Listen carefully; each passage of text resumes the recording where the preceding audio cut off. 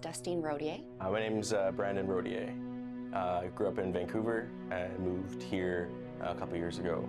We brought in my grandfather Orville Fisher's tunic, As well as his pin for his D-Day landings. My mom, actually, when she passed away, they were passed down to our son, Brandon. Not everyone sent into action during the Second World War was armed with a gun. Some carried little more than a sketchbook. War artists explore sensory dimensions of conflict that are usually absent from the written histories of warfare. Canada commissioned 32 war artists during the Second World War, including the celebrated Nova Scotian painter Alex Colville. Canadian artists created 5,000 sketches and paintings during the war. They depicted scenes including frantic dogfights in the sky, naval maneuvers on storm-tossed seas, soldiers dying on devastated battlefields, and the nightmares of the Nazi concentration camps. Most of Canada's war art is on display at the Canadian War Museum in Ottawa. Well, good morning, Dustine, Brandon. It's awful nice to meet you. Good morning. Maybe you could give us a little intro into the uniform and the awards that you've brought in. Thank you. So this is my grandfather Orville Fisher's tunic and his miniatures from the Second World War. And for those who don't know who Orville Fisher was. He was the only Allied war artist to land on D-Day. Indeed, yeah. The uniform itself is a standard sort of serge issue for a Canadian officer of the 3rd Division. Your grandfather enlisted as a sapper in the engineers. His war is represented here with these ribbons, which when you saw these things, everybody could literally tell where people were. This is sort of like a barcode almost for someone's war.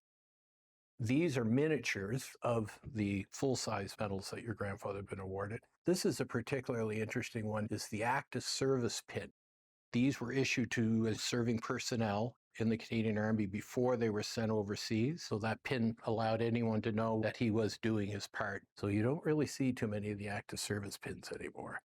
Brandon, I was wondering if, on behalf of your family, if you'd like to sort of share any of the recollections of your grandfather's experience going on to the beach. Yeah, for sure. My great-grandfather landed with the 3rd Infantry Division on Juno Beach. His main role there, along with fighting up the beach, was to get a first-hand experience of what the soldiers would have been experiencing there through sketches with only a 15 by 30 centimeter piece of waterproof paper on his forearm and a couple of charcoal pencils. Just put that much more emphasis on how much he had to do to portray a first-hand experience in what he can in that short amount of time. Then again, starting to do sketches behind beach obstacles under fire, where every sort of part of your body would likely be screaming at you to take cover, or at least to shoot back. Your grandfather has his pad and his charcoals. He goes right to work. It's an extraordinary story within like this huge portrait of the Canadians coming in at Juno Beach.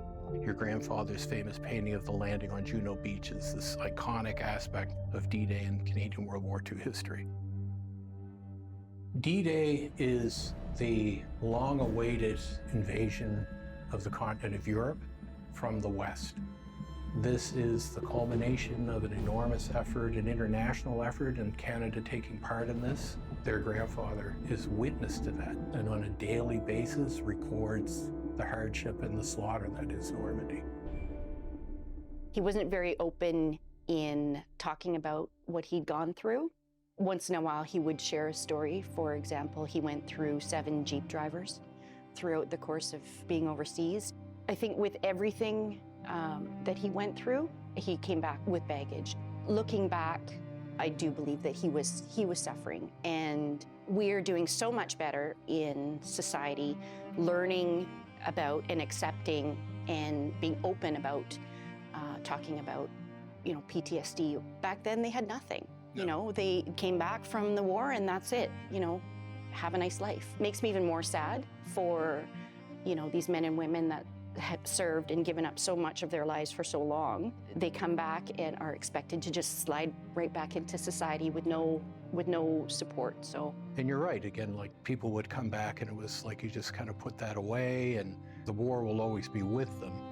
Your grandfather taking all those sketches and then turning them into like oil paintings, how the war stayed with him even longer because he was still immersed deep into the sort of subject matter that he'd done. When Canadians land with members of the 3rd Division, the Canadian 3rd Division goes toe-to-toe with the 12th SS.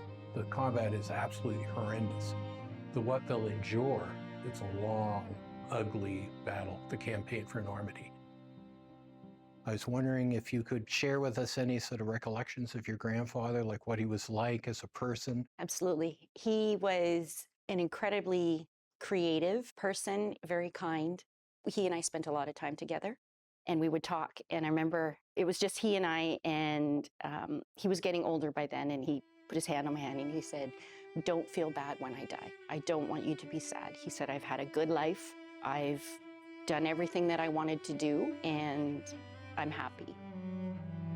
My grandfather did go back for the 50th anniversary of Juno Beach, and that was the first time that he'd been back. At the end of it, I think he was relieved. I think it was helpful for him. You see the effect that this man's experience had on his family. His example has reverbed through his family and down into generations. Embraced Canadian history, not for the romantics of militarism or the glories of war, but to show what ordinary people are capable of doing under extraordinary circumstances, because in knowing their stories are our stories. And through that, we can build a better country, better communities, and it gives a greater sense of meaning and respect to the sort of mantle that we have to carry.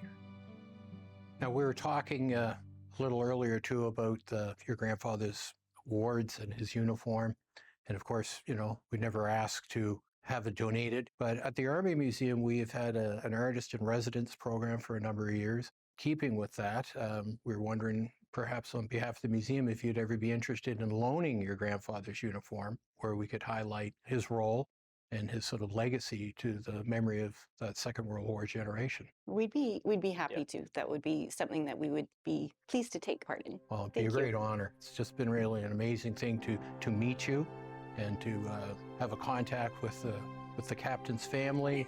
You always kind of see when you see his photograph what a nice man he was, and the gentle warrior from Canada.